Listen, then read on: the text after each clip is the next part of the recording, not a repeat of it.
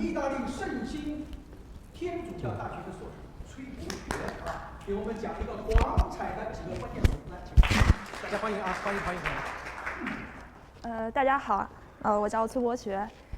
金老师讲的已经很全面了，而且十分生动。我在后边都不知道该怎么讲。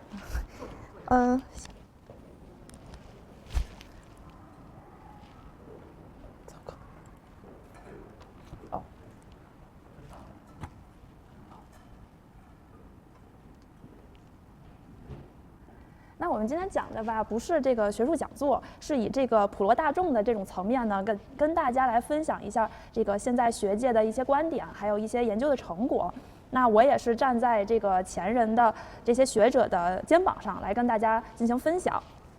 在我翻阅的这些资料当中啊，就是所有的学者无一例外的都引用了这一段话，就是说这个清代刘自芬的《竹园桃说》的这段话。海通之初，西甲之来中国者，先至澳门，后则经趋广州。清代中叶，海舶云集，商务繁盛，欧土重华瓷。我国商人投其所好，乃于景德镇烧造白瓷，运至月圆，令故工匠仿照西洋画法加以彩绘，于珠江南岸之河南开炉烘染，制成彩瓷，然后售之西商。那通过这段文字呢，我们就知道了这个就是老师刚才说的这些广彩瓷呢是这个景德镇造胎，然后在这个广州上彩的这样的这个事实，包括呢还有当时这个广州十分繁荣的这个贸易往来的这样一个景象。那我在研究这个课题的时候呢，其实跟刚才老师提到的这些事情，就是这个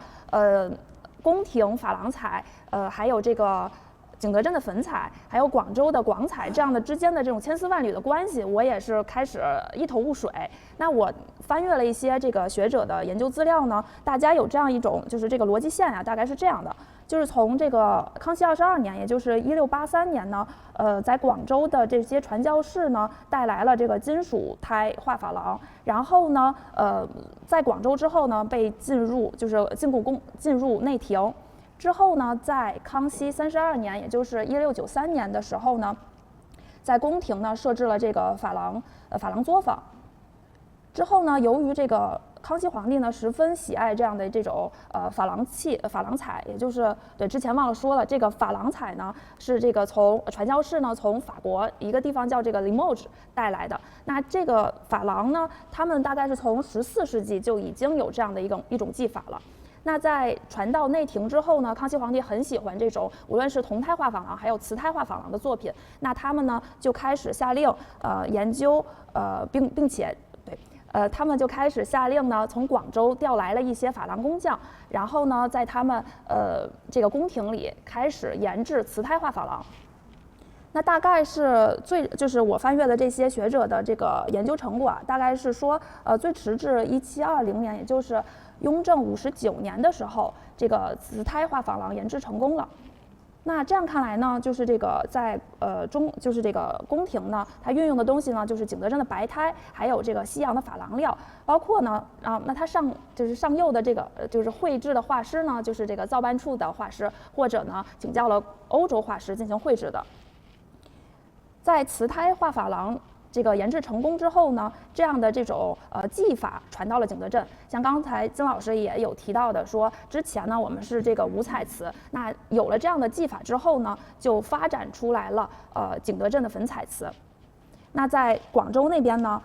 有了这样的这个，也是用这个景德镇的白胎，还有这个有的是这个景德镇的粉彩画师，或者是广州的画师来绘制这样的广彩瓷。所以这样来看呢，就是这个粉彩、珐琅彩还有广彩的这个之间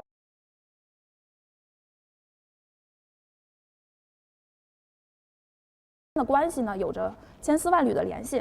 那我今天呢讲的呢，这个内容呢，就是这个广彩上的几个关键词。因为老师刚才最后的放置了一个课题啊，说这今后的课题呢，也是如何分辨这个景德镇的粉彩，还有这个广州的广彩。那今天呢，老师这个讲座的这个那个题目呢叫广彩琳琅，觉得这个题目啊特别好，因为说这个广彩琳琅满目，它不光是颜色，这个光彩炫目啊，这个琳琅满目，它的这个器型，还有这个上面的图案，包括它的这个画片上所呈现的主题，还有所连接的这种背后的文化，也都是琳琅满目的。那大家可以看到，就是我列举了一些这个说到广珐琅、广彩的一些关键词，也可以从这上面看见一些器物啊，就是这个造型各异。最右上角的这个，大家不知道有没有人知道，其实在广州呢，还有这个泥塑的这个泥塑师，也是用的这个广彩来做的这样的这个陶塑，但是它没有上釉。那在这个最左边的这件器物，我不知道大家知不知道这是什么？有人有这个想法吗？没有哦。差不多，但是不是帽件，它叫这件器物呢，藏在那个维多利亚与阿尔伯特博物馆，它写的是 wing stand， 就是这个假发的这个支架。那我最开始呢知道这样的器物是因为我在意大利留学，看到欧洲的很多的这种这个陶瓷作坊吧，他们经常会出现类似的这样的器物。那这一件呢，它其实是这个铜胎画珐琅，而且还有这个雍正年款。我放在这儿是因为它虽然不是这个瓷胎上的广彩，但是那个维亚内的这个博物馆呢写了说它是这个 Canton enamel， 也就是用了这个广彩的这个彩来绘制的。那到底它是这个宫廷的这个珐琅还是洋彩啊？其实还值得进一步的探究。只是它这样的一个造型呢，很独特，来跟大家分享一下。那我现在呢就到我今天分享的内容。谈到这个广彩呢，有一个主题呢，大家耳熟能详，就是这个满大人的主题。那什么是满大人呢？学者呢普遍认为满大人是来自于英文的这个 Mandarin， 由这个词的音译来变成中文的满大人。那我查了这个英国的百科全书吧，说这个 Mandarin， 当然它有这个现在我们说的普通话这个意思，还有的是那个干城也又叫这个 Mandarin 这个词，还有呢就是这个主要的跟我们现在研究的课题相关的呢，就是这个 Mandarin 它是有这个官和官员的意思的。那广州博物馆的黄晶老师呢，对这个满大人的这个词呢做了这样一个解读，说满大人来源于英文的 Mandarin 的音译，是欧洲最早进入中国的葡萄牙人对中国官员的称谓，它与我国少数民族并不存在任何关系。有一种说法呢，说这个词呢是来源于西班牙文的动词，意思是指挥、管理或者统治。还有一种呢，这个说法呢是来源于马来语，也是由中国的这个大官来这样演变出来的一个词汇。那什么是这个满大人词呢？满大人词呢，大概是18世纪后期中国生产的用于出口的瓷器。那这种瓷器呢，之所以是被称为满大人，是因为这个装饰图案上出现了诸多身穿官服的人物。那它这样的这种装饰这个风格呢，也经常是描金加红色、粉色，还有这个来这样的这个来所绘制的这样一个画面。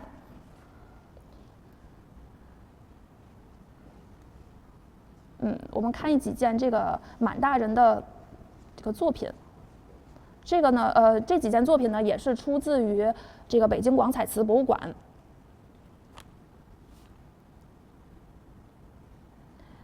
有学者呢把这个满大人的这个样貌，还有这个主题，还有这个装饰风格，包括器型啊，做了这样一个梳理，我觉得理得特别清楚。那首先呢，他说这个满大人的图样呢，男子呢是追发留辫，这个轻装长袍马褂，戴这个凉帽或者暖帽。那女子呢，是穿着旗装盘头，然后天冷时也加马褂。那为什么有这样一个这种人物形象呢？是因为在清初的时候，那清政府为缓和民族之间的关系，实行了这个时从时不从的这样一个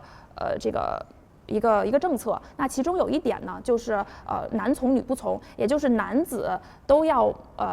进行这个这随着满族人的规矩，那女子呢还是保留着汉族人的规矩。那满大人的这个主题呢，通常会表现这个惬意的合家欢的这样一个主题，还有这个经常表现这个娇妻美妾、郎情妾意的这样一个面貌吧。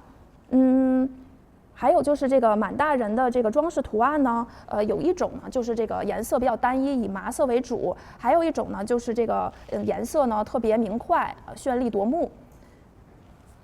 那满大人的这个图案呢，在很多器型上都有表现，尤其是在外销瓷上，尤其是在尤其是在这个欧洲来样的欧洲的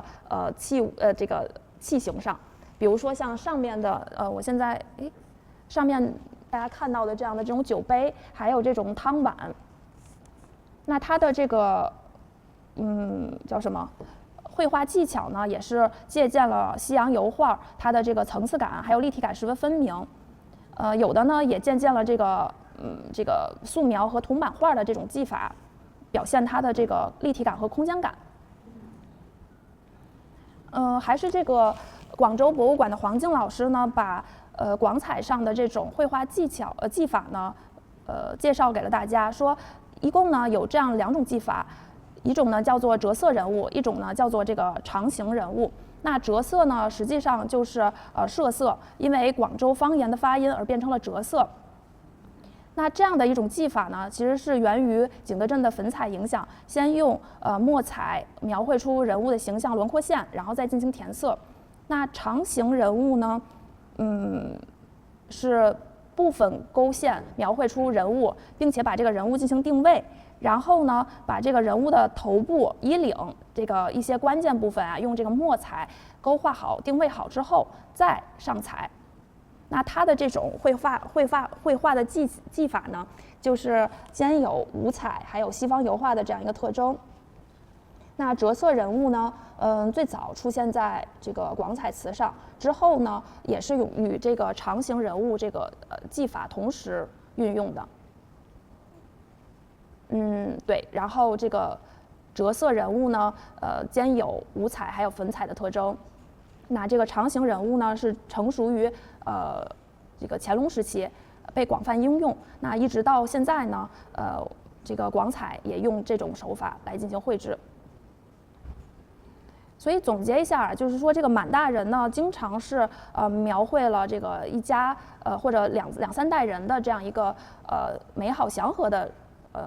景貌，然后呢，主人公身旁有这个娇妻美妾，然后家里欣欣向荣，的这样一个这种氛围吧。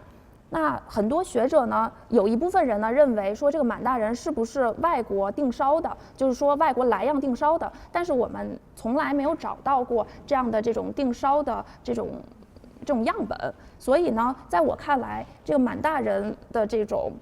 图案吧。它就是为了满足西方人对中国的一种遐想，还有一种叫什么想象来制成的这样的一种纹饰。为什么这么说呢？因为当时在18世纪啊，欧洲也盛行了这个中国风。比如说像左上角的这个就是这个布歇的很著名的中国花园的这样的一个绘画。那它也是描绘了这个中国想象中的中国庭院的这样的一个景象。那这样的这种景象呢，通常是由于这些画家呢，根据当时的这个传教士传到欧洲的这样的书籍来进行想象而描绘的。那右下角的这个呢，是在意大利的这个西西里岛的省会，那个叫巴勒莫，有一个宫殿呢，也绘制了这种中国的官员的形象。那我们大家看这2件这个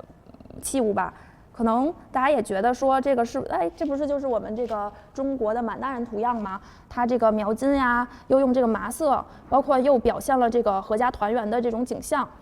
但是那天我在做这个研究的时候啊，发现这个并不是，它是这个英国伍斯特这个瓷厂来做的这个描绘满大人这个图样的这样一个仿制中国广彩瓷的这个软质词，软质词。对，那这个词软质词呢，在这个伍斯特磁场呢，大概是从1780年之后到1800年之后才开始运用硬质，不好意思说错了。伍斯特呢这个磁场呢是大概在1751年制场，在1780年到1800年之后呢，才开始有了这个硬质词，也就是我们中国的用的这种手法。那在欧洲呢，我们知道最开始运用的就是发明了这个硬质词的磁场呢是麦森磁场，是于1708年。那第二个呢，这个磁场呢是维也纳磁场，是1718年。那在英国呢还是相对晚一点的。不过在这样的作品上呢，我们也可以看到他们有模仿我们中国满大人的这样的一个图案，说明他们确实是很喜欢这样的这种满大人的这种所表现的这种志趣吧。那跟我们这个广东省博物馆的广彩开工人物图这个茶炉也相较，也是十分相似。那在此呢，我提到一位学者，就是这个特蕾莎·凯内帕。那他呢大家可能知道这本著作《礼乐与龙门》很著名。他是一位美国的学者，他研究了很多这个中西方文化交流，包括在瓷器上的文化交流的这样一个方向。那他出了一本书叫这个 European Things on Chinese Art， 也就是说这个中国瓷器上的欧洲场景。在这本书里呢，这位学者提到了有这样的一个碗。这个碗呢，他写的是这个满大人图样。可是离近了看呢，大家看并不像我们传统意义上我们刚才所讲的这种广彩上的这种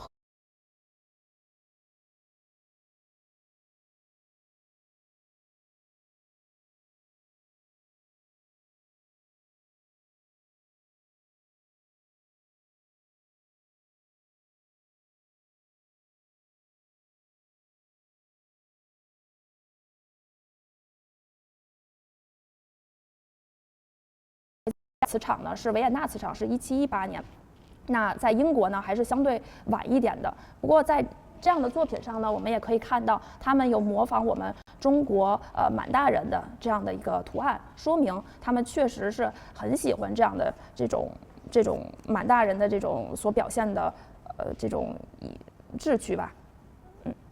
那跟我们这个广东省博物馆的广彩开工人物图这个茶炉也相较，也是十分相似。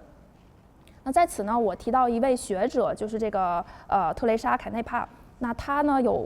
大家可能知道这本著作《礼乐与龙门》很著名。他是一位美国的学者，他研究了很多这个中西方文化交流，包括在瓷器上的文化交流的这样一个方向。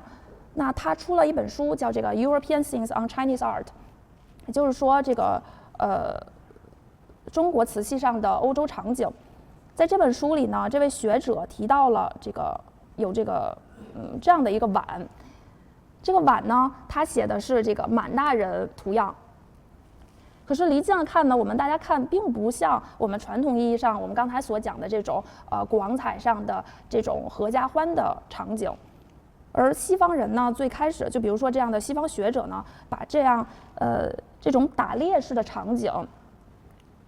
称为满大人。那这也是引起了我一个疑惑，为什么这样的图样被叫做满大人？到现在呢，我也是还在思考，还没有得出来一个结论。那这样的一个图案呢，其实是源于这个欧洲的版画。那比如说这个詹姆斯·西摩的这个版画，就是表现了这种捕猎的场景。那詹姆斯·西摩呢，其实他是因为这个打猎不是这个马术艺术闻名的一位画家。他的父亲呢是一位古董商，也是跟当时的英国东印度公司有着密切联系，所以呢，在这样的这种这个图样下呢，发到广州，以广州呢来进行描绘，那就有了这种我们刚才说的这种人物狩猎图的这种利的这样一个场景。我们先来讲讲这个潘趣碗。何为潘趣呢？这个潘趣碗也是像这个刚才我们说的这个满大人也是，它是从英文的单词来的。那这个潘趣碗就是这个 punch bowl。我们看到这个版画上中间的这个大碗就是潘趣碗。那当时呢，人们是用那个长的一种有这个带着长的竹竿或者是什么东西，底下有一个小碗儿的这样一个勺子来蒯这个酒。那在瓷器上呢，打猎的场景就常常出现在这种潘趣的大碗上。潘趣酒呢是一种强度各异的酒精饮料，在狩猎前后饮用。那这样这个潘趣瓷呢，最早出现在英文文献中是在1632年。也有就这个文献说说这个潘趣酒是17世纪英国水手、军官和东印度公司成员从印度带走的一种酒精饮料。所以就是说，装着潘趣酒的这样的碗叫做潘趣碗。那刚才我们看到这个版画吧，在这本书中呢，我找到了这样一件器物，它就是原封不动的这个绘制了刚才这幅版画上的样貌。但这件器物特别有意思的是什么呢？这件器物的这一侧是描绘了西方人喝酒的场景，那器物的另外一侧呢，描绘了这个中国官员喝酒的场景。所以说，这样的这种潘趣碗呢，经常我们待会儿也可以看到这种中西方的这种文化相辉映这样的一个相互照应的这样一个题材反映在同一只碗上。还有就是，对，这只碗也是，像这只碗的这一侧呢，描绘了西方人这个音乐家的场景。那碗的另外一侧呢，描绘了中国这个音乐家在吹奏的这样一个弹奏的这样一个场景。现在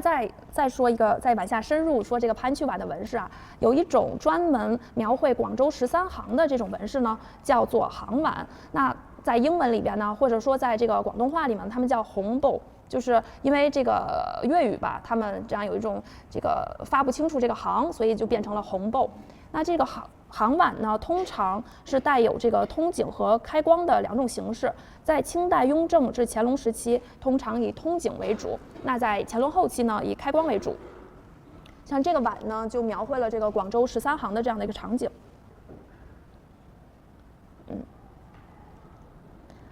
对，这个2012年呢，佳士得也是拍了这样的这种碗。有一个小小的知识点就是说，在1784年，第一艘驶向中国的船只叫做从美国驶向中国的船只呢，叫做中国皇后号，从纽约出发抵达广州。那这样的这个碗呢，大家可以看到说描绘了这个美国国旗。那是因为不好意思，是因为这艘船到达广州之后，才被画上了这个美国国旗。所以我们大家如果看到这种行碗上绘制了这个美国国旗的这种行碗，那一定是1784年以后的这种碗。那在1784年以前呢，通常是绘制了这个6面国旗，那有这个荷兰、瑞典、英国、法国、奥地利，还有丹麦。那从1784年之后，也就是说这个第一艘从美国到达广州的船只，这样贸易船只到来之后，才有的美国的国旗。好，就是大家大概分享到这儿，准备的也不是特别充分，谢谢大家。